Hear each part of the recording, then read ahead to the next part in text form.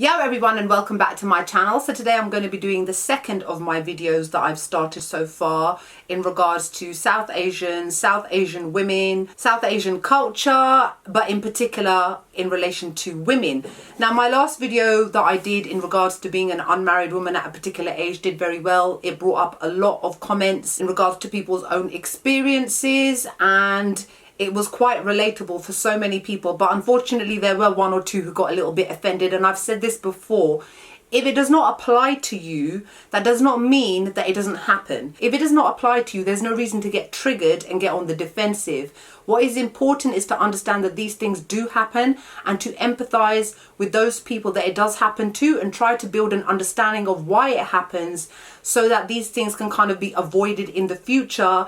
And as the generations go on, these kind of practices can end and South Asian women can be given that kind of empowerment that we all deserve in regards to equality when it comes to South Asian men. Now, quite a few of you have given me some ideas of videos to do, and I'm always happy to hear more. So feel free to let me know below if there is anything in particular that you would like me to address that you think a lot of people would like to talk or hear about. Now, today's video, we're going to be talking specifically about British Asian men and how they like to go back home to get married. And when I say back home, people be like, what does back home mean? And especially if you're not necessarily South Asian, it's maybe a term that you've not necessarily heard of before. Now for me, when someone told me to go back home, it was a racist. And I was like, so where shall I go? Pakistan? Kenya?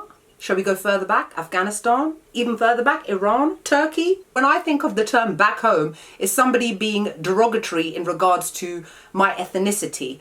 However, when it comes to South Asians, when we talk about it between ourselves, we understand that the term back home means back to our parents' home, our motherland, supposedly, and that sort of thing. Now, for me, my home is London. It's the UK. I've lived here for 4 decades. This will always be my home. It's where I'm born. It's where I'm brought up. It's where I'm raised. It's where I'm educated. It's where I have my career, my family, my friends. Everything in regards to my life is here. So when I hear the term back home, it really gets on my nerves slightly, because I'm like, this is my home. And when it comes to British Asian men that like to go back home to get married, I'm like, but you're born here, this is your home. So you went to Pakistan once or twice in your life and you call that home?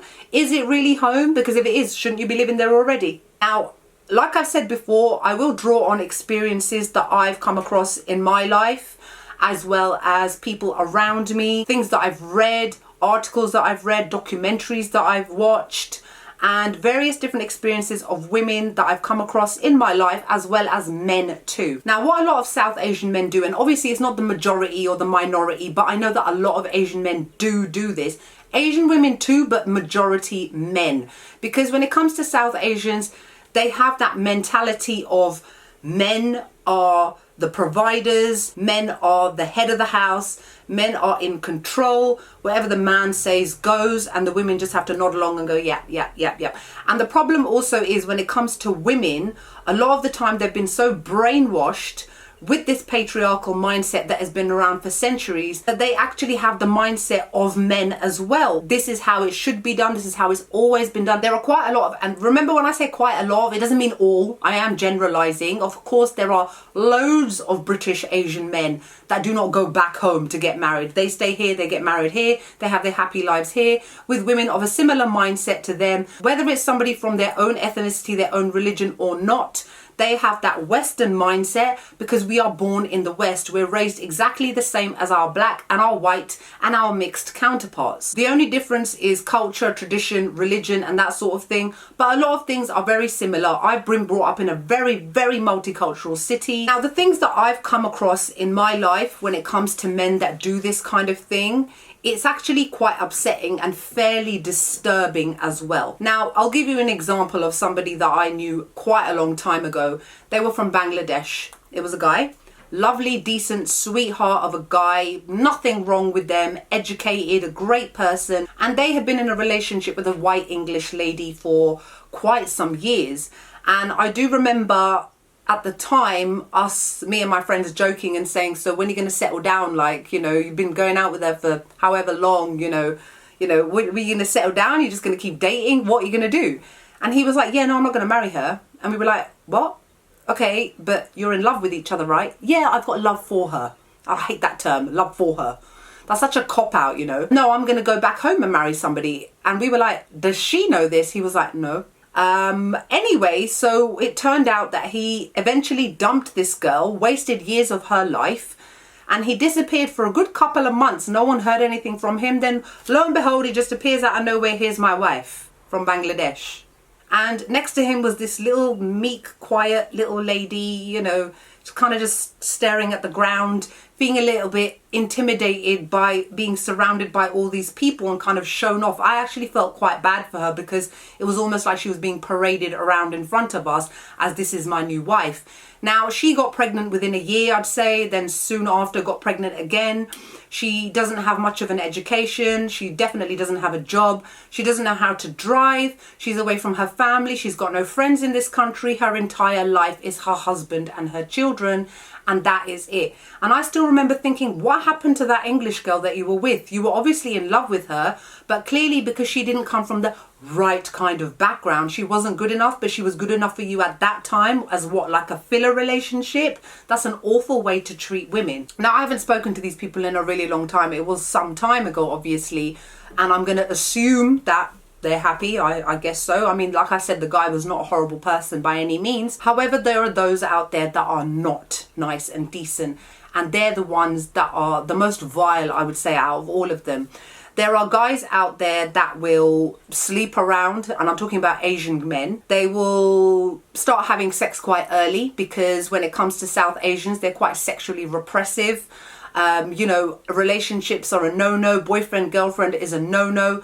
The only time you can ever be seen with any kind of person from the opposite sex is one that you're going to potentially marry, along with parental guidance. There's a parent over there and that sort of thing. These guys are free to live their life as they want to and how they want to until their parents determine it's time for them now to settle down and get married. These guys will have girlfriends. Some of them will have children with these girlfriends as well. Some of them will even have wives that their parents don't know about. And their parents will be like, well, you're getting on now, you're getting to 30 something something. I know somebody in Pakistan, I know somebody in India.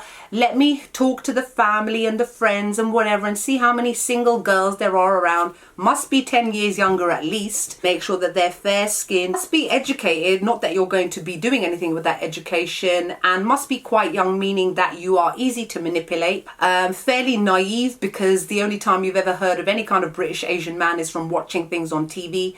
Never really left their country, so they don't know anything about the UK other than what they've seen on TV, and are led to believe that the UK is paved with gold and you're going to come here and live the most amazing, glorious life like it is in the movies. And it is the complete opposite. These women are lied to, they're manipulated. They barely even spend any time with these guys that they're going to get married to. But obviously the guys come on with their best behavior. They come with their parents, very charming, very sweet. Yeah, I've got a job, I've got this, I've got that, you're going to be taken care of, you don't have to do this, you don't have to do that.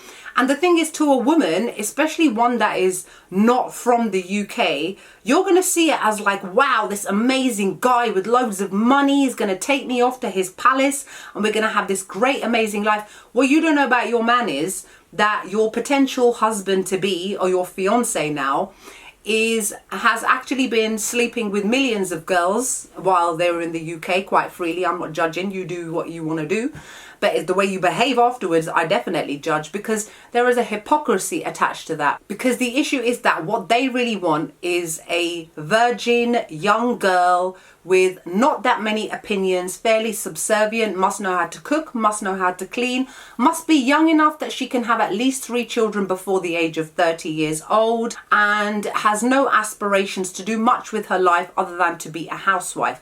Now, don't get me wrong, there is absolutely nothing wrong with being a housewife if that's what you want to do.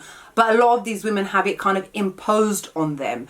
A lot of them get married pretty much a couple of months after they've met somebody. You don't even know them that well. You're just going by what their parents tell you. And when is a parent going to say something bad about their son? They're going to make them sound like God's gift, like you got the greatest man on the planet, and you really have got the complete opposite. This guy is taking drugs, he's drunk out every night, he is disrespectful to women, especially women that don't come from the same culture as them, and are generally not really nice individuals at all, and they are full of lies.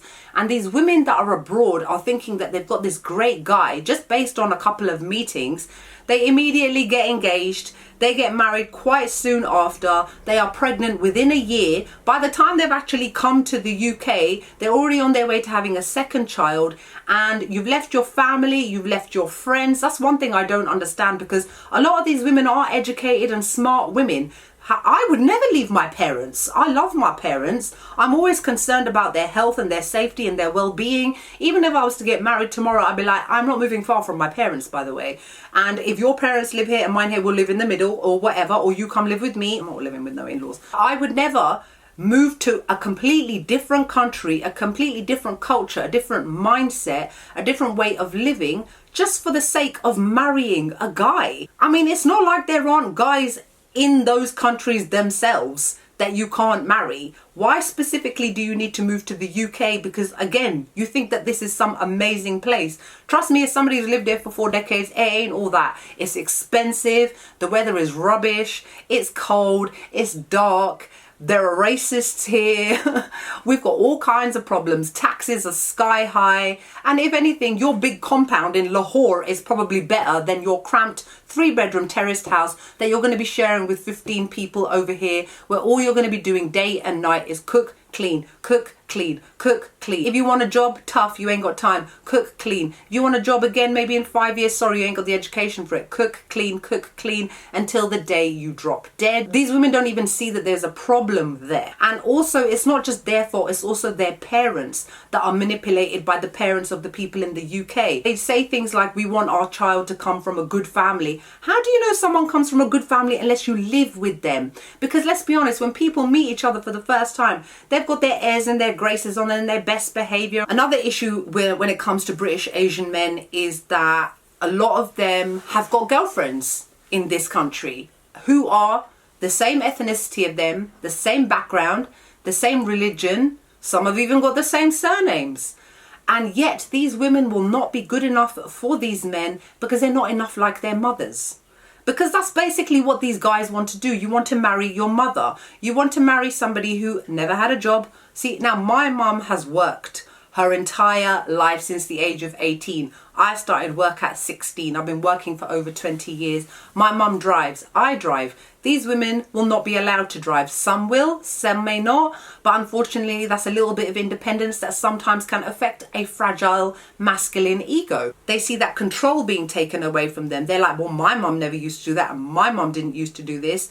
And because you are an independent, educated Western woman, they see that as a threat to them, that you will either leave them, you will either see them for who they are, or you're basically, again, just like the English lady I spoke about to begin with, you're just a filler person. It does not matter that you've come from the same ethnic background, the same religion, or anything like that. It doesn't matter that you've been raised in exactly the same way. The bottom line is that you are too Western for them, and they will go back home to find somebody that is the complete opposite to you, because to them it's not a headache. It's not going to be somebody who ever speaks back. It's not going to be ever somebody who's got an opinion. It's not going to be somebody who ever disrespects you. And the problem, if you want to call it a problem, is that women that have been raised in this country with British Asian backgrounds are very, very strong-minded, very, very independent. They know what they want to do with their lives. They will speak up for themselves. They will not be put down. And if you are somebody who's got that kind of character and you are going to be dealing with somebody who has got a fragile ego, there's going to be problems. There's going to be arguments. There's going to be, why aren't you just doing as you were told? Don't speak back to me. How dare you raise your voice at me? How dare you stand up for yourself? A wife should be there to be seen, not to be heard. It's funny how these men have never heard of the term happy wife, happy life, because it's all about them. It's all about how they're perceived in the community. And also, a lot of the time it has to do with a family's honor. Oh my God, I hate that term honor. Who came up with that? Getting a girl married off as quickly as possible is all down to a family's honor. If you take, for example, a girl from Pakistan who's 23, 24 years old, she's finished her education, she may be working, she may not be working, and her parents now want to get her married off because she now has to be somebody else's problem. Why are women considered a problem? I've never understood that. Why do we need to be taken care of? Or why do we need to be taken care of by a man? Why can you not take care of yourself? And you know, if your daughter is of a certain age and she's finished her education and that sort of thing, it's almost considered to be a problem if she's not married yet. And now to be able to tell the community in, for example, Pakistan, oh, we found a rich man from the UK and he's going to sweep our daughter off and give her the best life going. Your son-in-law to be is on benefits and living in a council house and didn't really finish school, hasn't got a university education, but they've got a lot of that. I have got a little bit of sympathy for some men, but definitely not all of them. Their mothers and their fathers almost forced them to get married to somebody abroad. And despite the fact that they will stand up to their girlfriend and say, well, my mom's telling me to do this, why don't you stand up to your mother? Do you know what I mean? Because they're actually afraid of their parents and they're afraid to say no. Let me read you an article that I came across, which I will link below because I obviously don't want to read the whole thing.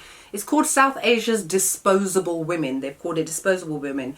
A new report has called for the practice of some British Asian men mistreating women and leaving them as soon after getting married in South Asia to be treated as a form of domestic violence. Academics at University of Lincoln have discovered that these men have been taking thousands of pounds from their new wives' family and using the women as domestic slaves for their in-laws. These disposable women, as the report calls them, are also often physically abused and abandoned either once they have moved to the UK or more commonly while still in India. Some are brought temporarily to the UK but later taken on a pretend holiday back to India where they have their passport taken away. Many women hide the fact that this has happened to them, so academics spent more than a year finding 57 women in India who had experienced the phenomenon and would like to share their stories. Marriage for Sunita, not her real name, began how she had always dreamed it would be in a grand venue in India's Punjab region with hundreds of guests and a beautiful red dress. Everything was great, she says. After the wedding, her new husband stayed with her for a month before returning to his home in the UK. Sunita expected him to come back to India shortly afterwards and take her back to live with him there, but things then started to go wrong. It was coming up to a year and he still didn't return, she said. I asked him many times, come back to India, when are you coming? But he would just say, not now, another time. He demanded a lot from me too. At times give me money and other times give me furniture. Sunita's husband eventually stopped talking to her on the phone. She hasn't seen him since and has also found out he was already married to another woman in the UK. As is common in India and some other countries in South Asia, Sunita's family had given her husband's family almost £3,000, as well as around £4,000 in gold as a dowry, money or goods given by the wife's family to the husbands when they get married. Sunita says her husband and her in-laws were also physically abusive to her. When I used to question if he had a wife, and why did he marry me, they would beat me just for asking. She said, I'm very upset. I find it hard to talk about. He made sexual relations with me. My life is ruined. Says researchers point out that this problem also exists in Pakistan and Bangladesh, countries where marriages to people living in the UK, the US, Canada and other nations with a large South Asian diaspora are common. And it goes on to say that one of the researchers said that the patriarchal culture in South Asia means being abandoned can ruin a woman's life. The stigma is massive and it even has an impact on other people in the family. So a woman's sister will find it harder to get married. She will find it harder to get a job. She faces financial insecurity as she's seen as damaged goods, primarily because the assumption is that she's had sex. Now, do you see what I mean when it comes to the hypocrisy? These men will sleep around, do whatever the hell they want, yet when they get married, they expect to marry a virgin. Yet why can't the woman expect to have that too? If that's what you're asking for, shouldn't you be practicing what you preach? Also, this whole exchanging of money backwards and forwards, I know it may sound harsh, but to me that's like a modern form of prostitution, a modern form of trafficking. If as a guy you're giving money to this woman's family, aren't you basically paying for her? And I think that is really disgusting, the way that a lot of these Asian men work. And I think it's even more sad that their wives have absolutely no idea what they have married. If you're a 25-year-old Indian woman and you have married a 35-year-old British Indian man, what do you think he's been doing for the past 20 years? Sitting at home twiddling his thumbs waiting for you to come along while you've been at home being reared and bred to be a wife and a homekeeper. He has been out sowing his oats and doing whatever the hell he wants before the hypocrisy comes out and he demands to marry a young virgin fair-skinned bride with minimal education, just about enough English so that she can pass her test to get into the UK and become a citizen, and that's about it. I'll give you another example of a case that I came across not too long ago. A Pakistani Asian man, mid to late 30s. He was in a relationship with a Pakistani woman of the same age. They were in a relationship for almost a decade. He would constantly wave marriage under her nose every now and then to try and kind of keep her in control, but also reminded her that if she didn't change her Western ways, he was going to go back home and find a wife just like his brothers who had done exactly the same thing. She tried her best to change who she was, not that she should even had to, because she was in love. And she thought that eventually things would work themselves out. You know, they have the same culture, they have the same background, they have the same language, they have the same religion, they have very similar mindsets. However, in his mind, she was too westernized. Now, this guy had been sleeping with girls since he was 14 years old, and he was a drug dealer at some point as well. So the money that went to his eventual new wife was drug money. And his parents knew full well that this guy hadn't completed his education, was a fairly violent man as well to this woman that he was in a relationship with in order to keep her in check. It was a domestic violence kind of relationship, which she wasn't able to escape from. But he would always remind her that, you know what, if she sorted herself out, if she maybe didn't dress a certain way, be too loud, have any kind of male friends, that one day he may eventually marry her. Finally, she managed to get the courage to leave this abusive, lying relationship. And what did he do? 6 months later, he got married. Within a year, he's already got the woman pregnant. She's moved over to the UK, and he's finally got his subservient servant that he wanted. And I actually do know a few women that this has happened to in terms of being a British Asian woman, that we are considered too strong, too confident, too independent. Basically, we don't need a man. And these men need to be needed. The same way that they see their mothers reliant on their fathers, they want exactly the same thing. They basically want another mother. Now, obviously, there are instances of where these kind of marriages have worked, and I think it's great, especially when there's no lies in the background and everybody is genuine and caring and loving, and women are given the equal rights as they should have, because we're just human beings like the men. And I definitely feel for those British Asian women that have been in relationships with British Asian men, and some of them have got pregnant and had children and been abandoned by these men for a woman abroad who is completely and utterly clueless. It breaks my heart to think the amount of women that have just been left. You know, you could be in your mind, in a wonderful relationship with a guy from the same background as you, same country as you, but a year or 2 years down the line, mummy may ring up the phone and say, it's time for you to get married, and he'll say,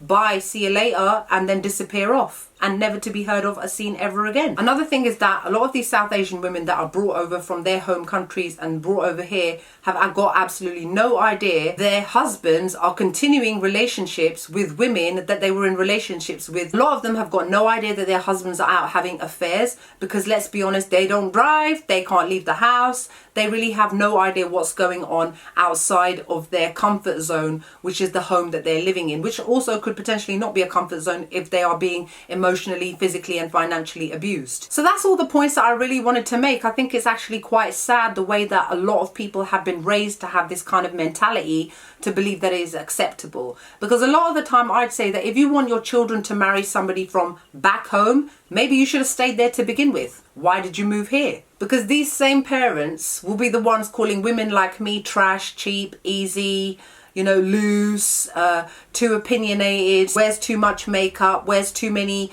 flash and fancy looking clothes. Even this dress that I'm wearing, which is literally from here down to the floor, would be considered inappropriate because it's a little bit too much. The only thing that I can say to women that are out there that are exactly like me is stay strong, keep alert, stay alert. Try to understand the kind of person that you are dealing with if you are with somebody who is from your own background. And maybe ask the question one day, is this going somewhere, or are you planning to go back to India at some point and go and find a wife? See what they say. You'll find that those who've been raised by strong, liberal, independent women will not have that mindset. The ones that have been raised by women that have got the misogynistic, patriarchal mindset, they will be the ones who send their sons back home, and they will also be the ones who send their daughters back home. And that's even worse. Don't even get me started on girls that get sent back home to these men with this mindset of superiority over women. So let me know what your thoughts are. Have you come across people like this? Have you been in this position yourself? How did you help yourself? How did you move forward? So that's it for today's topic. I hope you guys are wonderful and great, and I'll see you all in the next video. Bye.